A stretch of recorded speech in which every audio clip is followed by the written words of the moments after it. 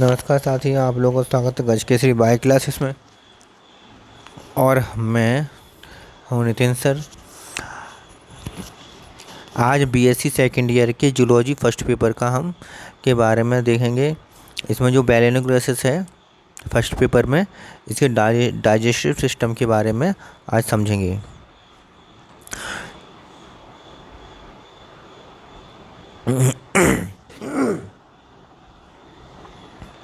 बैलेनोग्रासिस में अब इसमें देखते हैं क्या लिखा है डाइजेस्टिव सिस्टम में। बैलेनोग्रासिस में पाचन तंत्र एक कंप्लीट मतलब माउथ से लेकर एनस तक पूरा कंप्लीट होता है पाचन तंत्र। एलोंगेटेड अर्थात जो एलिमेंट्री कैनाल जो है इसकी वो एलोंगेटेड होती है, मतलब सीधी होती है। स्ट्रेट सीधी होती है, एलिमेंट्री कैनाल के फॉर्म में होता है। इसका जो पाचन तंत्र है वो एलोंगेटेड होता है, लंबा होता है, सीधा होता है और एलिमेंट्री कैनाल के रूप में होता है और कंप्लीट होता है। इसके डाइजेस्टिव सिस्टम में कोई भी डाइजेस्टिव ग्लैंड नहीं पाई जाती, अर्थात इसमें डाइजेस्टिव ग्लैंड नहीं पाई जाती। डाइजेस्टिव सिस्टम तो होता है, उसमें माउथ होता है, बकल कैविटी होती है, फेरिंग्स होता है, ईसोफेगस होता है, इंटेस्टाइन होते हैं, ये सब कुछ भाग होते हैं, लेकिन डाइजेस्टिव ग्लैंड नहीं पाई जाती। डाइजेस्टिव ग्लैंड नहीं पाई जाती हैं। डाइजेस्टिव सिस्टम के एलिमेंट्री कैनाल में माउथ होता है, बकल कैविटी होती है, फेरिंग्स होता है, ईसोफेगस होता है, इंटेस्टाइन और एनस कंप्लीट डाइजेस्टिव सिस्टम होता है। एलिमेंट्री कैनाल सबसे पहले लेते हैं। एलिमेंट्री कैनाल में पहला लेते हैं माउथ एंड बकल कैविटी। ठीक है, तो माउथ और बकल कैविटी जो है इसके बारे में समझते हैं। तो इसकी एलिमेंट्री कैनाल का इसकी एलिमेंट्री कैनाल का पोस्टीरियर एंड कौन जानते कौन सा होता है? एंड माउथ के फॉर्म में होता है। तो पोस्टीरियर एंड कौन सा होता है? जैसे कि ये बैलेनोग्रासिस है, ये इसका माउथ है,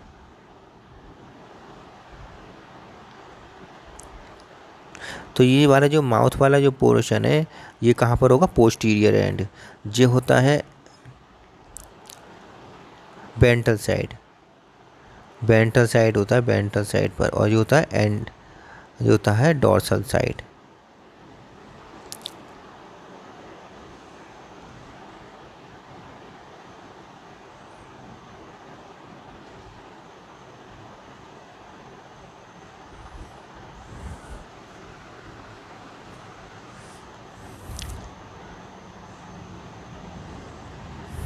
ठीक है, तो इसकी जो एलिमेंट्री कैनाल का जो पोस्टीरियर एंड है वो माउथ के फॉर्म में होता है। माउथ प्रोबोसिस और कॉन्ट्रैक्टाइल के मिडिल बॉडी के वेंट्रल सरफेस पर एक राउंड होल के रूप में होती है। तो कहाँ पर होती है? माउथ कहाँ पर होता है? प्रोबोसिस, ये वाला प्रोबोसिस होता है इस तरह का, प्रोबोसिस और कॉन्ट्रैक्टाइल के मिडिल बॉडी, और जो इसकी मिडिल बॉडी है ये जो मिडिल बॉडी है, तो प्रोबोसिस और मिडिल बॉडी के मध्य में यहाँ कौन सी है? वेंट्रल साइड में। डोर्सल साइड ऊपर वाली होती है, वेंट्रल साइड नीचे वाली होती है। तो डोर्सल साइड की तरफ नहीं होता, बल्कि किस तरफ होता है? वेंट्रल साइड की तरफ होता है, जैसे एक राउंड होल के रूप में होता है। बकल कैविटी जो होती है वो कॉलर रीजन में एक स्मॉल साइज की कैविटी के फॉर्म में होती है। इसके अगले सिरे पर एक भित्ति से छोटी आउटग्रोथ चलती है, जिसे बकल डायवर्टिकुलम कहते हैं। अब डायग्राम में देख लेते हैं। ये रहा डायग्राम बड़ा करके देखते हैं। देखिए, ये इसमें बैलेनोग्रासिस का है। ये आगे वाला जो पोर्शन है ये दिख रहा है, ये आपको क्या है? प्रोबोसिस है। इस प्रोबोसिस के, और ये डोर्सल साइड है और ये वेंट्रल साइड है। तो वेंट्रल साइड पर ये माउथ है। ये क्या है? ये माउथ है इसका। वेंट्रल साइड पर माउथ होल के रूप में होता है, और इसमें से जो बकल कैविटी है, बकल कैविटी के आगे से ऊपर की तरफ एक देखो आउटग्रोथ दिखाई दे रही है। ये आउटग्रोथ जो होती है ये क्या होती है? बकल डायवर्टिकुलम होती है। इसको क्या कहते हैं? बकल डायवर्टिकुलम कहते हैं। तो ये बकल डायवर्टिकुलम है, ये बकल डायवर्टिकुलम होती है। बकल डायवर्टिकुलम इसके ठीक नीचे यहाँ पर सीलिया पाए जाते हैं, ये प्री ओरल सीलिया कहते हैं, जो यहाँ से जो भी फूड अंदर की तरफ जाता है, वाटर जाता है, उसको चेक करता है, प्री सीलियरी बॉडी कहते हैं उसे। ये हो गया माउथ, हो गया माउथ। अंदर जाके बकल कैविटी में खुलेगा। ये बकल कैविटी जो होती है वो यहाँ से लेकर यहाँ तक की होती है। बकल कैविटी कहाँ से कहाँ तक की होती है? ये बकल कैविटी यहाँ से यहाँ तक की होती है। ये माउथ होता है और ये बकल कैविटी होती है। और ये यहाँ पर इस माउथ बकल कैविटी के बाद ये फेरिंग्स होता है। और ये क्या है? ये गिल स्लेट्स हैं, ठीक है। तो और ये बकल डायवर्टिकुलम, जो बकल कैविटी जो आगे की तरफ बढ़कर एक ऊपर की तरफ आउटग्रोथ निकालती है, इसको हम कहते हैं बकल डायवर्टिकुलम। हाँ, तो बकल कैविटी कॉलर रीजन में, ये कॉलर रीजन था, जो कौन सा था ये रीजन? ये कॉलर रीजन कहलाता है। ये वाला जो रीजन है, ये रीजन क्या कहलाता है? कॉलर रीजन कहलाता है।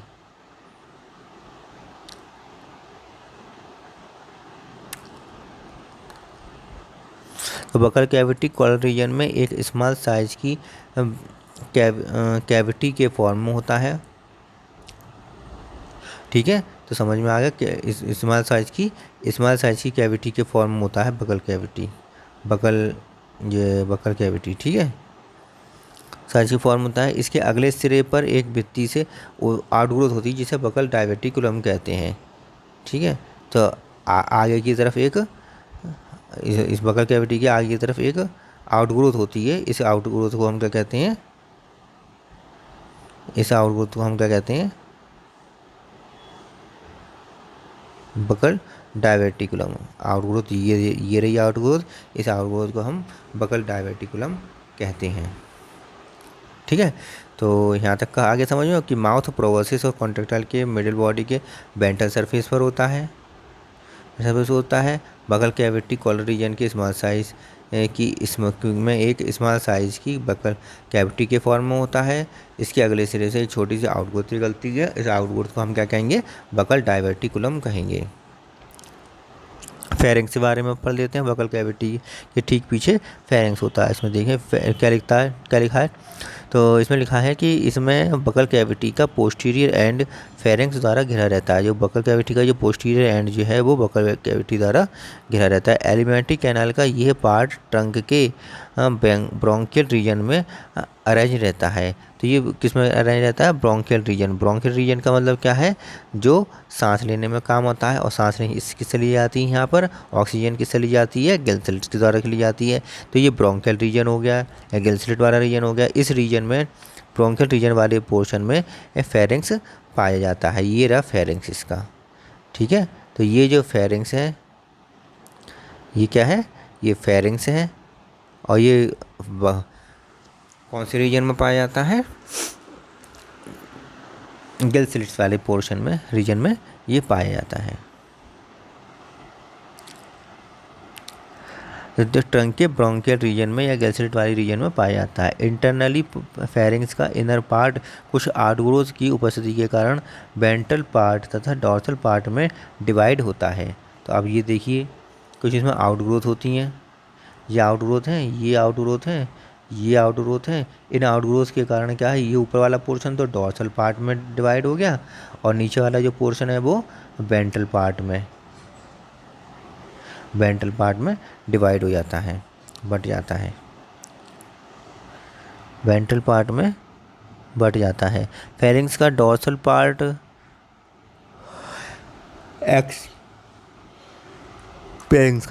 पार्ट एक्सक्रीशन में, किसमें? एक्सक्रीशन में। और वेंट्रल पार्ट एब्जॉर्प्शन में सहायता करता है। और ये भी देख लीजिए,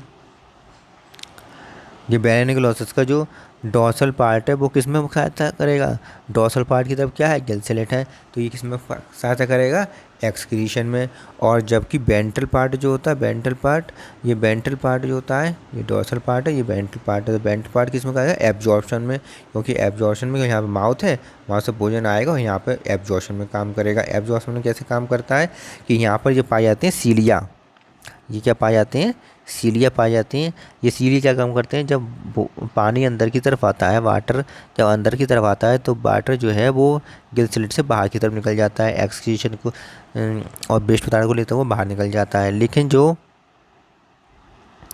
जो अगर फूड मटेरियल इसमें आ रहा है तो ये सीलिया जो है, यहाँ पर जो सीलिया पाए जा रहे हैं, ये सीलिया जो हैं फूड को कलेक्ट करते रहते हैं और एब्जॉर्ब करते चले जाते हैं। तो फूड को कलेक्ट करने का काम क्या करते हैं, ये सीलिया करते हैं। तो वेंट्रल पार्ट जो होता है इसका वो एब्जॉर्प्शन काम करता है और डोर्सल पार्ट जो होता है उसका एक्सक्रीशन का काम करता है। ठीक है, तो ये बात बैलेनिकुलोसिस में बताई है। तो डोर्सल पार्ट एक्सक्रीशन का और वेंट्रल पार्ट एब्जॉर्प्शन का काम करता है। फेरिंग्स का डोर्सल पार्ट में U shaped gill slits arrange रहती हैं, जैसे कि हमने ये देखा लिया। इसके द्वारा गैसियस एक्सचेंज होता है। गैसियस एक्सचेंज मतलब CO2 का निकलना और ऑक्सीजन का लेना, इसे एक्सक्रीशन भी कहते हैं और इसे रेस्पिरेशन में सहायता करता है। फेरिंग्स का CO2 का एक्सक्रीशन होता है और रेस्पिरेशन का मतलब CO2 का निकलना, ऑक्सीजन का लेना, रेस्पिरेशन होता है। फेरिंग्स के वेंट्रल पार्ट में सीलिया पाई जाती हैं। तो फेरिंग्स के वेंट्रल पार्ट में क्या पाई जाती हैं, सीलिया पाई जाती हैं। सीलिया की सहायता से फूड पार्टिकल्स को एकत्र किया जाता है या ग्रहण किया जाता है। ठीक है, तो यहाँ तक का आपको समझ में आ गया, यहाँ तक का समझ में आ गया कि जो माउथ होता है वो वेंट्रल साइड पे होता है और ये अपोजिट साइड जो होती है ऊपर वाली डॉर्सल साइड होती है। ये प्रोबॉस्किस है, ये प्रोबॉस्किस है। प्रोबॉस्किस के वेंट्रल साइड पर माउथ पाया जाता है। ये माउथ जो है इससे अंदर की तरफ बकल कैविटी में खुलता है। बकल कैविटी से एक आउटगोट निकलती है जिसे हम बकल डायवर्टिकुलम कहते हैं। बकल कैविटी का पीछे एंड जो होता है वो फेरिंग्स से लगा रहता है और फेरिंग्स जो होती है वो गिल स्लिट वाले पोर्शन में होती है और गिल स्लिट जो होती है वो डोर्सल साइड में पाया जाता है और फेरिंग्स के नीचे की तरफ मतलब वेंट्रल साइड में सीलिया पाए जाते हैं। और सीलिया क्या काम करते हैं, फूड को कलेक्ट करने का काम करते हैं और गिल स्लिट क्या काम करते हैं, रेस्पिरेशन में हेल्प करते हैं, CO2 को बाहर निकालते हैं और ऑक्सीजन को लेते हैं। जब वाटर करंट इसके अंदर आता है तब प्री ओरल सीलियरी बॉडी जो होती हैं यहाँ पे पाई जाती हैं। प्री ओरल सीलियरी जो रेड रंग से मैंने बना दिए हैं यहाँ पे, प्री ओरल के सीलियरी बॉडी ये पानी की क्वांटिटी को चेक करते हैं कि फूड मटेरियल है नहीं है, उसमें रेता है या सैंड है या क्या है, इसको चेक करते हैं। और वाटर जो अंदर की तरफ जाता है इसमें स्किल से बाहर की तरफ निकल जाता है, बाहर की तरफ निकल जाता है और जो फूड मटेरियल होते हैं वो सीलिया द्वारा कैच कर लिए जाते हैं।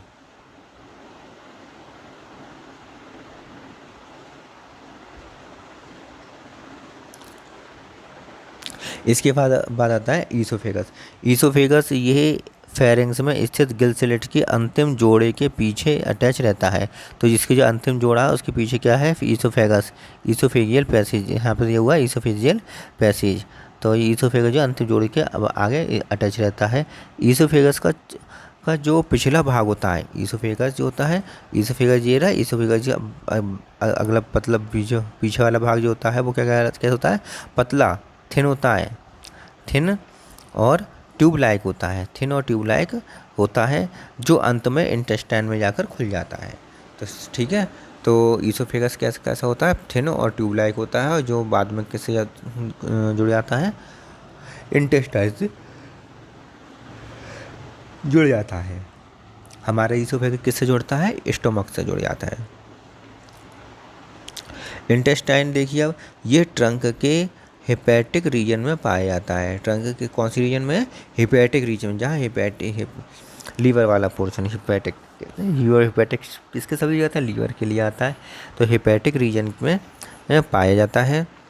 इंटेस्टाइन के हेपेटिक रीजन में डोर्सल सरफेस पर हेपेटिक सीका पाई जाती हैं। ठीक है, तो अभी ये डायग्राम में देख लेते हैं। ये रहा,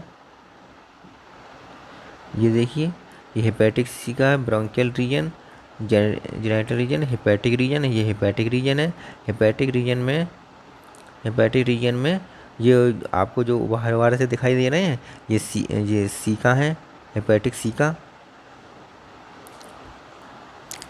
ठीक है, तो हेपेटिक रीजन में पाया जाता है। ट्रंक के हेपेटिक रीजन में इंटेस्टाइन पाया जाता है। इंटेस्टाइन में की हेपेटिक रीजन की पृष्ठ सरफेस डोर्सल सरफेस पर हेपेटिक सीका पाए जाते हैं, जब मैंने अभी दिखाई।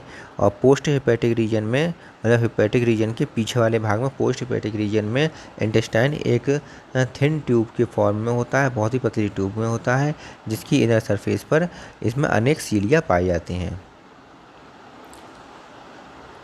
इनर सरफेस पर अनेक सीलिया पाई जाती हैं। तो ये हो गया आपका हेपेटिक रीजन वाला पोर्शन। इसके हेपेटिक रीजन के अपोजिट वाला जो भाग हैगा उसमें क्या होगा, जो हेपेटिक रीजन जो सीलिया पाई जाती हैं, सीलिया और हेपेटिक सीका ये सब चीज़ पाई जाती हैं इसमें। तो यह हेपेटिक वाला पोर्शन है इसमें। और जेनेटल रीजन है जिसमें जेनेटल पोर्शन पाया जाता है, सही है। ब्रांकियल रीजन, ये ब्रांकियल रीजन है जहाँ पर गिल सेल्स पाई जाती हैं। ये कॉलर रीजन है जहाँ पर हमने क्या देखा था, कॉलर रीजन में क्या पाया जाता है, फेरिंग्स पाया जाता है। और या ऊपर वाला प्रोबोसिस है। और एलिमेंट की है लास्ट में किसके द्वारा खुली होती है, एनस के द्वारा खुली होती है, बाहर की तरफ ओपनिंग होती है। तो लास्ट पोर्शन क्या होता है, एनस होता है इसका।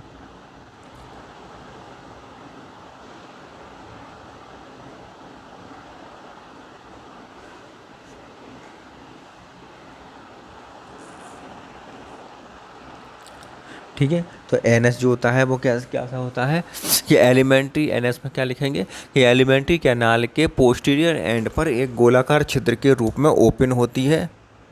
ठीक है।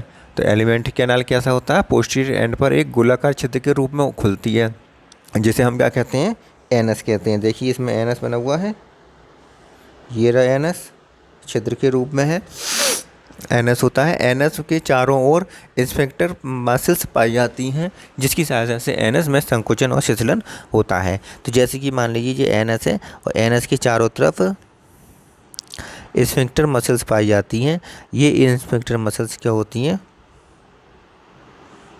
इंस्पेक्टर मसल्स पाई जाती हैं। ये क्या काम करती हैं, एनएस को संकुचित करती हैं, संकुचन और शिथिलित करती हैं। जब एनएस का छेद बड़ा हो जाता है तो जो वेस्ट मटेरियल है वो बाहर की तरफ निकल जाता है, और जब स्फिंक्टर मसल्स संकुचित हो जाती हैं तो ये एनएस का छिद्र बंद हो जाता है और कोई भी मटेरियल बाहर नहीं जाता है। ठीक है। तो इस प्रकार अब इसमें देख लेते हैं, समझ लेते हैं।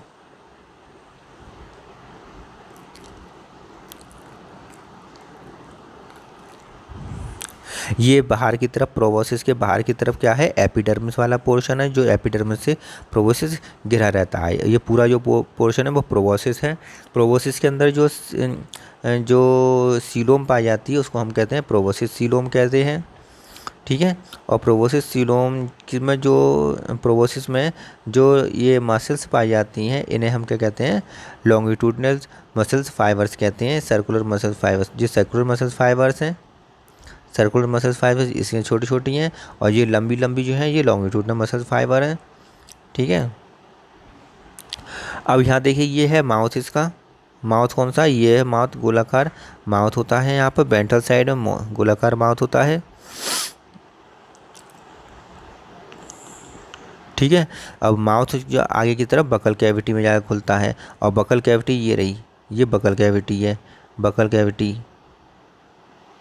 और बकल कैविटी की एक आउटग्रोथ निकलती है जो आगे की तरफ, जिसे हम क्या कहते हैं, बकल डायवर्टिकुलम या स्टोमोकॉर्ड कहते हैं।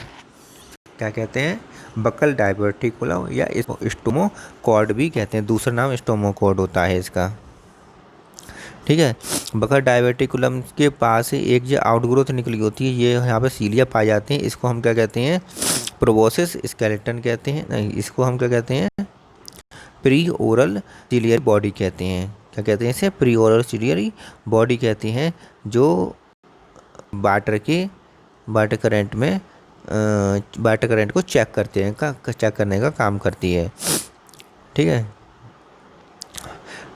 अब जो बकल डायवर्टिकुलम के ठीक ऊपर देखिए ये स्ट्रक्चर पाया जाता है, ये जो स्ट्रक्चर पाया जा रहा है बकल डायवर्टिकुलम के ऊपर, इसे हम कहते हैं ग्लोमेरुलस कहते हैं।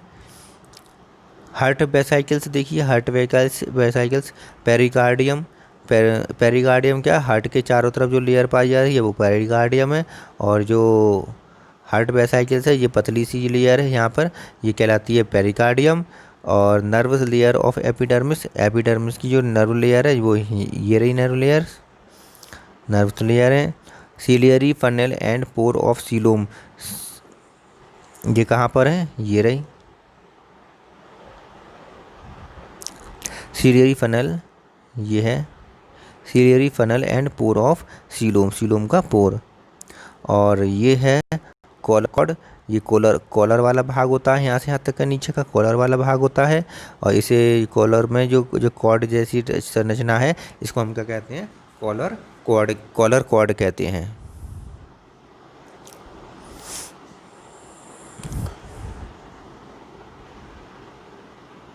अब यहाँ आ जाइए, ये कॉलर कॉलर वाला रीजन है, ये रीजन कौन सा है, कॉलर वाला रीजन है।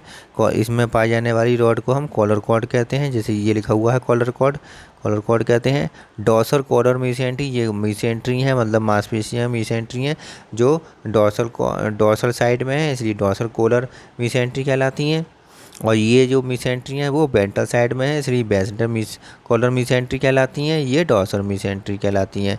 बकल कैविटी वाला पोर्शन यहाँ से लेके यहाँ तक का जो है वो बकल कैविटी वाला पोर्शन है, जैसे ही ये इसको डिनोट किया गया है।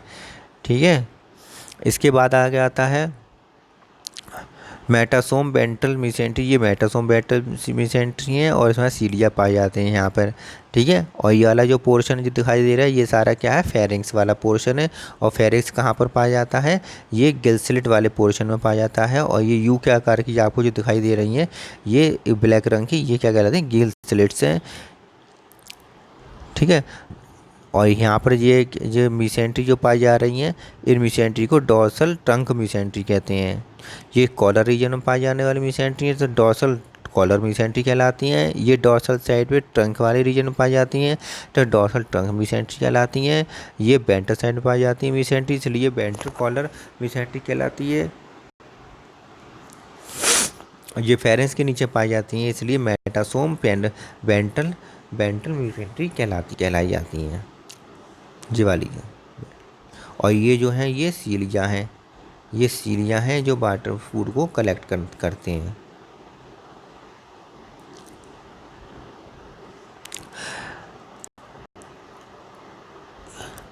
तो ये देखिए वेंट्रल लॉन्गिट्यूडिनल ब्लड वेसल्स, तो ये ब्लड वेसल्स हैं, ये जो है ब्लड वेसल्स हैं। ईसोफेजियल जो फेरिंग्स है और फेरिंग्स से आगे की तरफ ईसोफेजियल पैसेज है, ईसोफेगस है इसके आगे। Passage for pharyngeal opening, passage of pharyngeal opening, pharyngeal opening के लिए यहाँ से फेरेंजियल ओपनिंग होगी और ईसोफेगस इसका आगे शुरू हो जाएगा। ठीक है, और ये जो यू के आकार के आपको दिखाई दे रहे हैं, यू के आकार के दिखाई दे रहे हैं, ये क्या है, स्केलेटल रॉड ऑफ गिलस्लेट्स, गिलस्लेट्स हैं जो स्केलेटल रॉड की तरह हैं, मतलब बहुत रॉड की तरह स्पोस हैं, स्केलेटल की तरह काम करते हैं, गिलस्लेट्स हैं। ठीक है, तो यहाँ तक का जो पोर्शन आपको समझ में आ गया बेलेनोग्लोसस का। एनएस इसमें लिखा नहीं है, एनएस के बारे में मैंने बोल दिया है, उससे लिख लेना, दोबारा से बोल देता हूँ। एलिमेंट्री कैनाल के पोस्टीरियर एंड पर एक गोलाकार छिद्र के रूप में ओपन होती है, इसे एनएस कहते हैं। एनएस के चारों तरफ स्फिंक्टर मसल्स पाई जाती हैं जिसकी सहायता से एनएस में संकुचन और शिथिलन होता है। ठीक है, तो डाइजेस्ट सिस्टम आज कंप्लीट हो जाता है बेलेनोग्लोसस का।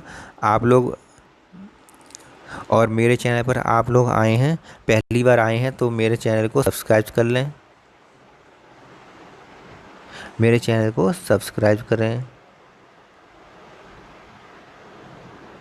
बेल आइकन दबा दें, बेल आइकन ज़रूर दबा दें और मेरे वीडियो को लाइक करें और अब साथ में अपने साथियों के साथ शेयर करें। ठीक है, इतना काम तो आप कर ही लें, लाइक शेयर तो कर ही लें और पहली बार आए तो सब्सक्राइब जरूर कर दें और बार बार सब्सक्राइब ना करें वरना सब्सक्राइब हट जाएगा। सब्सक्राइब कर लें और बेल आइकन ज़रूर दबा दें जिससे कि मेरा जो भी वीडियो डाले उसका नोटिफिकेशन सबसे पहले आपके पास पहुंच जाए और आप मेरी वीडियो का लाभ उठा सकें। धन्यवाद। अब मैं आज की वीडियो को इसको समाप्त करता हूँ और बंद करता हूँ।